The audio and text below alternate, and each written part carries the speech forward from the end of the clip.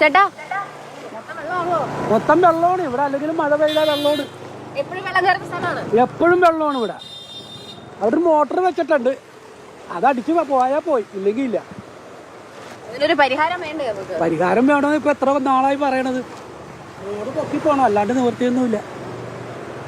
Road പൊക്കിപ്പണിയണം, അല്ലാണ്ട് വേറെ മാർഗമൊന്നുമില്ല. ആൾക്കാർ വീടുകളിൽ വെള്ളം കയറിക്കൊണ്ടിരിക്കുകയാണ്. ഈ സ്കൂളുകൾക്കൊന്നും അവധി പ്രഖ്യാപിച്ചിട്ടില്ലല്ലോ, അപ്പൊ ഇതൊക്കെ താണ്ടി വേണേ കുട്ടികൾക്ക്.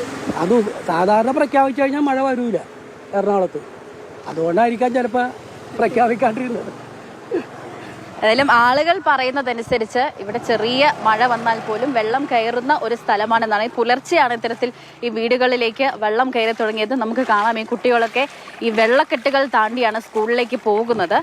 സ്കൂളുകൾക്കും കോളേജുകൾക്കും ഒന്നും അവധി പ്രഖ്യാപിച്ചിട്ടുമില്ല. ഇനിയും മഴ ശക്തി പ്രാപിച്ചാൽ വെള്ളക്കെട്ട് അതിരൂക്ഷമാകും. അപ്പോൾ വൈകുന്നേരം നമുക്ക് ഊഹിക്കാവുന്നേ ഉള്ളൂ. കുട്ടികൾ ഈ സ്കൂള് വിട്ട് വരുമ്പോഴൊക്കെയുള്ള ഒരു അവസ്ഥ നമുക്ക് ഊഹിക്കാവുന്നതേ ഉള്ളൂ.